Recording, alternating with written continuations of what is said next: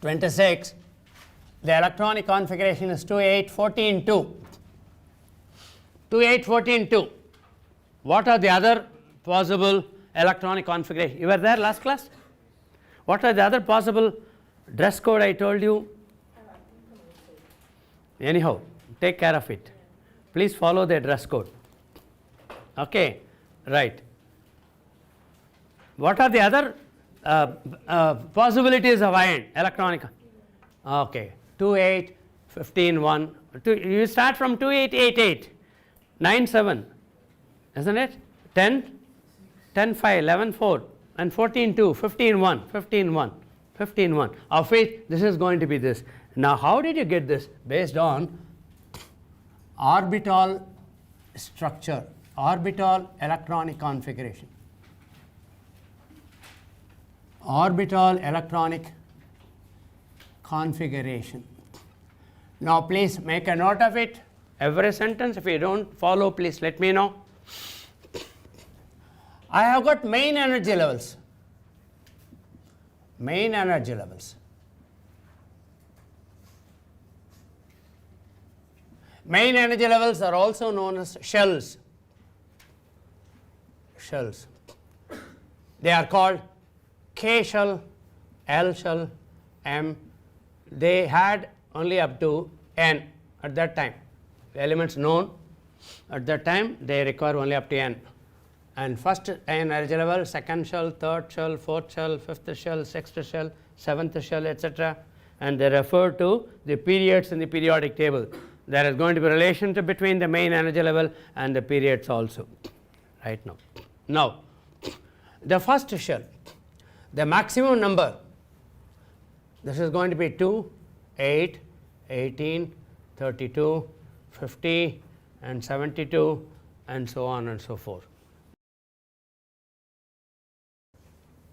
2n square. Main energy levels are again divided into sub energy levels. Sub energy levels. And sub shells, they are also known as sub shells. These sub shells are known as orbitals. So, orbitals are nothing but the sub energy levels. You have the main house, and inside a main house you have various rooms, drawing room, kitchen room, study room, etc. So, main energy level is again going to be divided into sub energy level. Now, the sub energy levels are they called orbitals. Just as the main shells are named as K, L, M, N or 1, 2, 3, 4, sub energy levels, orbitals, right now we use only s orbital, p orbital, d orbital. There is no need for the other orbitals, but they have already given the symbol for the other orbital to be used later on, g orbital, and no one has given the name for the next orbital. It does not go with the alphabetical order. Now, they have the reason for this also. Anyhow, these are the orbitals. Accepting this, we make use of this s orbital. Just as the, and what about the energy level? The energy level increases. Energy increases from s orbital, though I have put the downward arrow mark, energy. Therefore, how would you write the energy level here? S orbital has got less energy than p orbital, less energy than d orbital, less energy than orbitals. Now, what about the stability? If you are going to say about the stability, stability should increase, should decrease. Stability should decrease. Which is going to be most stable here? S orbital is the most stable. So, as far as the stability is concerned, s orbital is more stable than p orbital, more stable than d orbital, and more stable than f orbital. Just as stability K shell is more stable than L shell, M shell, N shell, etc. The same way. Now, in the case of orbitals also,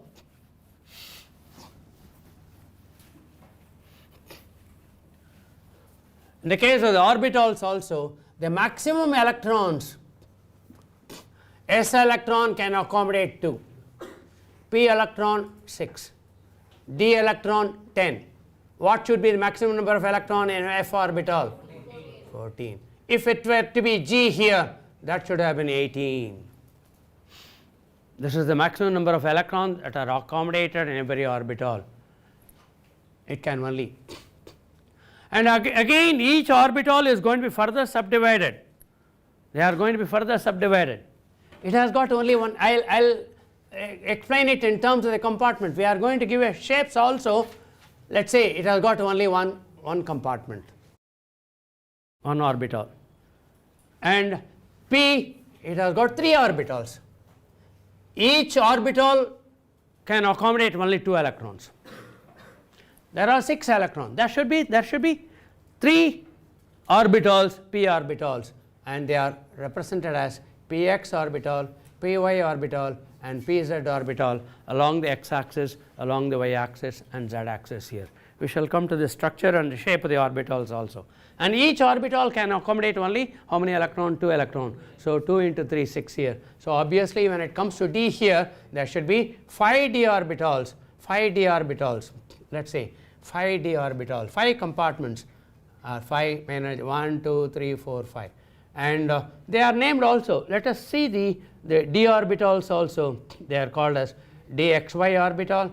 For want of space, I am writing down below dyz here, and dzx here, and dx squared y squared. You don't say x squared minus y squared. It has to be said as x squared y squared orbital, and dz square orbital. And they have given the name based on the quantum mechanics. And why these things are named, we'll learn it later on in detail. So these are the 5 different orbitals: dxy, dyz, dzx, dz squared y square, and dz square. Similarly, there should be maximum 7 orbitals here.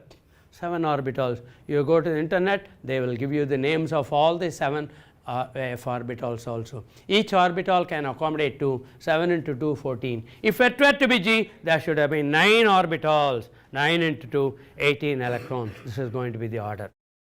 1, second energy level, third energy level, fourth, fifth, sixth, seventh. Now, in the first orbital, I told you there is only one orbital, s orbital alone. K shell has got, we have to put a small s. Second main level has got 2 subshells, s and p.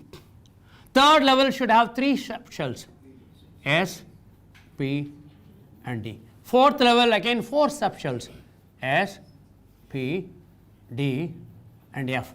5, of course, it requires 5 subshells, but we know only 4 right now, s, p, d, f. In case we need, it should have been G here. It should have been G here. Similarly, the 6th main energy level should have 6 subshells, s orbital, p orbital, d orbital, f orbital, and so on and so forth. Here, s orbital and p orbital, and so on and so forth here. We have s orbital in all the main energy level. Now, how do I distinguish? I put this 1s here, 2s here, 3s here, 4s, 5s, 6s, 7s to distinguish. This is the s orbital in the first energy level. This is the s orbital in the fourth energy level. Fourth energy level. This is going to be p. It is the second level here. 2 here, 3, 4, 5, 6, 7. Are you not making down? Make a note of this. 2p. This is going to be 3, 4, 5, 6, etc. This is 4, 5, 6, etc. Now, we were able to distinguish every one of the orbitals, whether it is s orbital or p orbital, d orbital. It's very simple. There is nothing there to learn. Now, having written this, I am going to arrange them. I am going to arrange them in the increasing order. This is the most stable, and electrons go and occupy the shell closest to the nucleus. We have the nucleus here, protons and neutrons. We have the first orbit, second orbit, third orbit, fourth orbit, fifth orbit. They called shells here. We call this first energy level, second energy level, third energy level, fourth energy level, fifth energy level. And if electrons go and occupy the first energy level first, because they are the closest, because most stable. Electrons will not go and occupy here. So it has to follow that particular route. After completing with the K shell with the 2 electrons, then the electrons enter here. The maximum number is 8. After completing this 8 here, the electrons go here, and this becomes 18. But if the third shell happens to be the last shell, it should not exceed 8 electrons. So you put 8 electrons, the remaining the fourth one. So you cannot put, if third shell happens to be the last shell, it should not accommodate more than 8. I cannot put 2, 8, 9, that is an incorrect answer. 2, 8, 10, it is an incorrect answer. Okay, if it is 2, 8, 10, you add 2, 8, 8, and the remaining electron goes to the fourth orbit. What are the two rules we followed? The last shell should not exceed 8 electrons, and the penultimate shell should not exceed 18 electrons, and pre-penultimate shell should not exceed 32 electrons. Increasing energy levels of the orbitals. I am going to arrange the orbitals in the increasing order of energy levels. What is going to be the first? 1s orbital. After this, it goes to the second orbital. Second orbital, it has to go to the s orbital, complete with the 2 electrons, and then whenever you have electrons left over, the electrons go to the 2p orbital. So after filling this, it has to go 2s here. After this, it has to go to 2p here. It has to be 2p here. Now, after 2p, it has to go to the third level. Now, it goes to the 3s level here, then it goes to the 3p level here. Now the problem starts. It does not go to the 3d level. It goes to the 4s level. There is a discrepancy. It goes to the 4s level after completing with the 2 electrons. If the electrons are left over, then it comes to 3d level. 3d level. After 3d completing, it goes to the 4p level. After completing it, it goes to the 5s level. After completing 5s level, it goes to the 4d level. 4d, 5p, 6s. It is going to be 4f, 5d, 6p, 7s, and I'll just put it. Are you able to follow any pattern here? Are you able to get the pattern here? Yes, the pattern is this. I put parallel lines.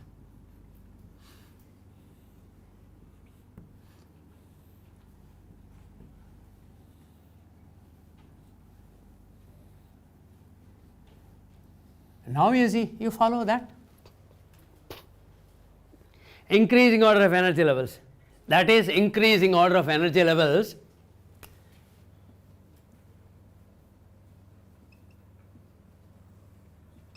Hofbauer principle. Hofbauer principle. The Hofbauer principle is just arrangement of electrons in the increasing order of energy levels. I am starting here. The electrons go here. After completing with the 2 electrons, then we have to take up this 2s orbital. How many electrons? 2 electrons. If you still have electrons left over, it goes to the 2p orbital. How many maximum electrons here? 6 electrons. If you still have electrons, it goes to 3s orbital, 3p orbital, 4s orbital. Next energy level, at the bottom of the next energy level, you have 3d here, 4p here, 5s here, 4d here, 5p, 6s, 4f, 5d, 6p, 7s. That is what I have written.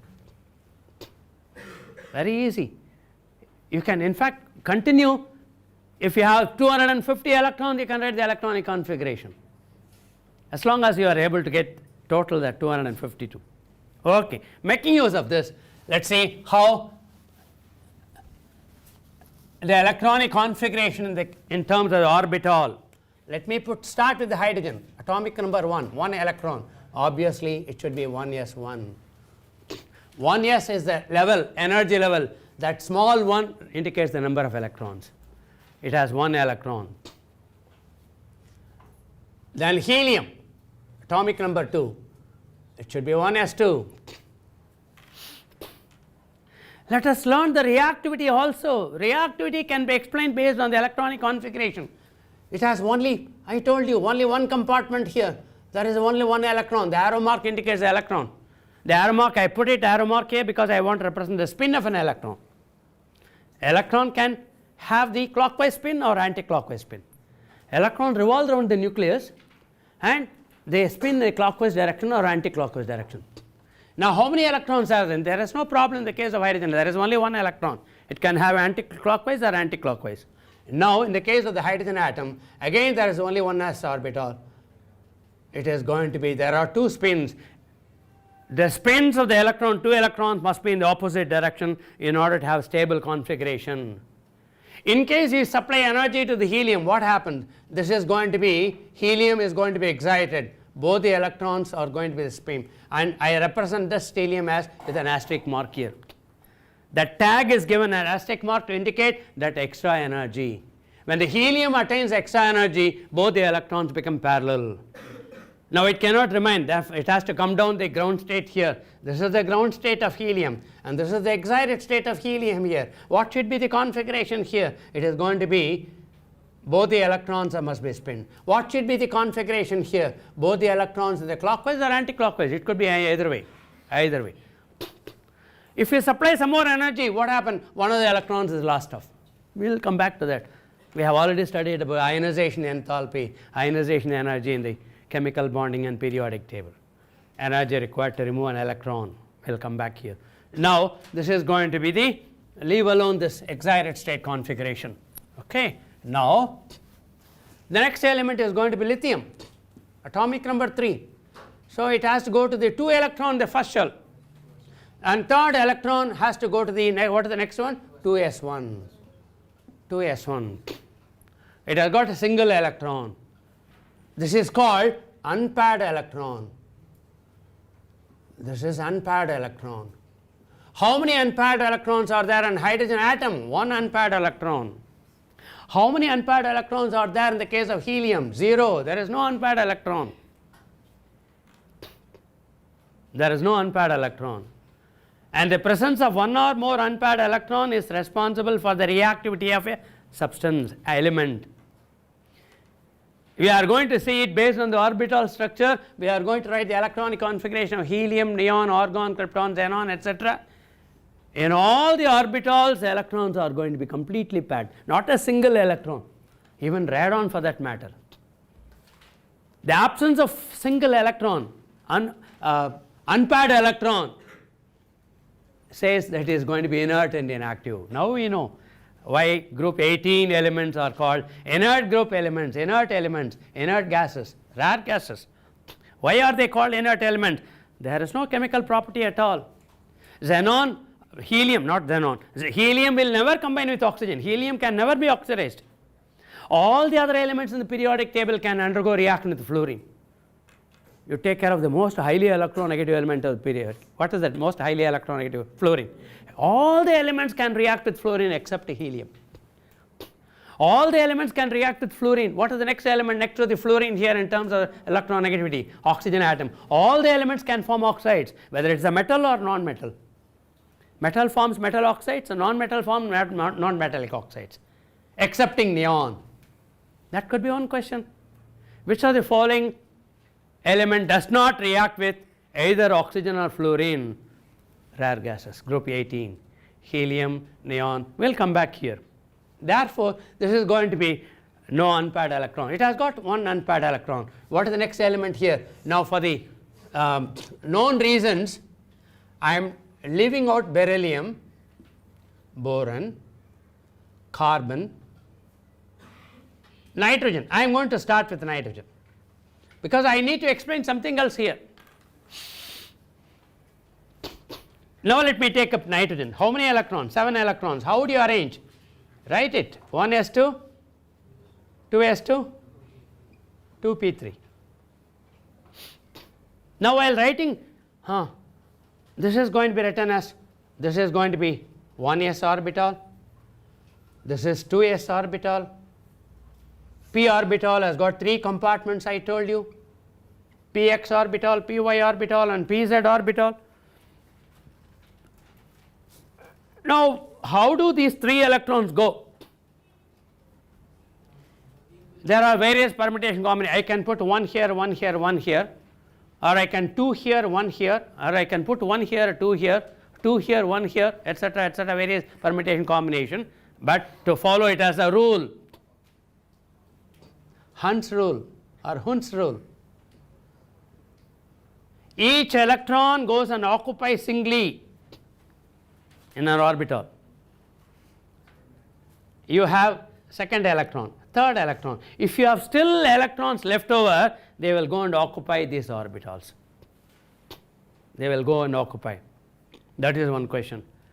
That is, every orbital occupies single electron. Every orbital then pairing takes place. When does the pairing take place? Pairing takes place when each orbital has got one electron each, and that is Hund's rule. That is Hund's rule. You write the statement. What is, how do you define Hund's rule? Pairing of electrons. Pairing takes place after each orbital has occupied single electron. After each orbital occupies a single electron. That is our NCERT question. Let us come to IIT question. Now 1s2, this is completely paired. Then it goes to the next higher energy level, second energy level, and second energy level, this is more stable than 2 electrons here, and then the next energy level. But what is the electronic configuration of the nitrogen? 1s2, 2s2, 2p3. Now the fifth electron, I can ask you one question on the IIT level. Where does the fifth electron go to? The fifth electron has to go to the px orbital or py orbital or pz orbital. The electron can go to any one of these 3 orbitals, px, py and pz, because energy levels are identical. Orbitals with identical energy levels, equal energy levels, are known as degenerate orbital. Degenerate orbitals. Degenerate. What are the degenerate orbitals? Orbitals with equal energy, identical energy. What does it matter whether it goes to x orbital or y orbital or z orbital? It can go anywhere. It is its option. And similarly, if you have got the one more electron here, where should that one more electron go? Again, anywhere here. It can pair up with the px, it can pair up with the py, it can pair up with the pz also. So how many unpaired electrons are left over here? 3 unpaired electrons. 3 unpaired electrons here. 3 unpaired electrons here. Unpaired electrons. 3 unpaired electrons here. Oxygen. Come on, let's complete it. We will come back to the beryllium, boron, carbon little later. Oxygen. Oxygen is going to be 8. Therefore, I can straight away write 1s2, 2s2, 2p, 4. You add all the electrons, it should be equal to 8. How many unpaired electrons? 2 unpaired electrons. Number of unpaired. Let me write the number of unpaired electrons here. Number of unpaired electrons. This is going to be 2 here.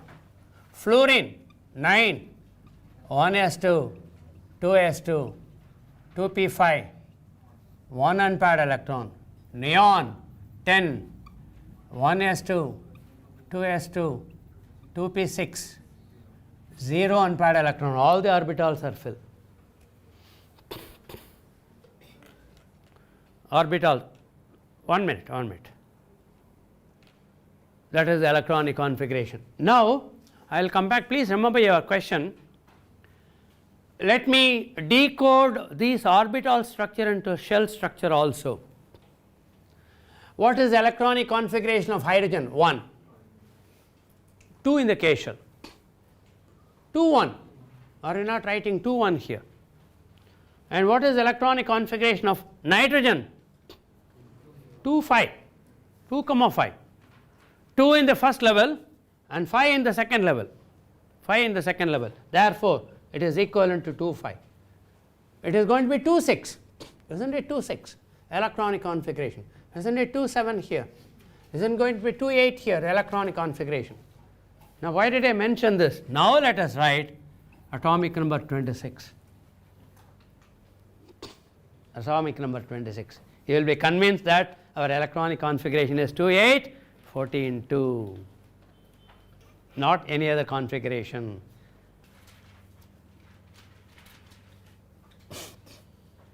One S2, 2s2, 2p6, 3s2, 3p6.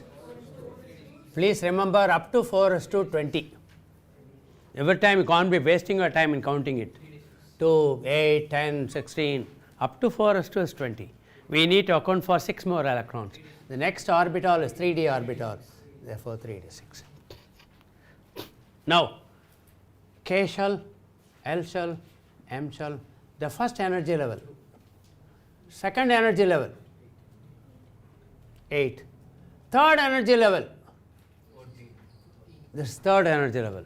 You have to combine all the electrons in the third energy level, 14, the fourth energy level. The electronic configuration of iron is 2, 8, 14, 2 and not any other configuration.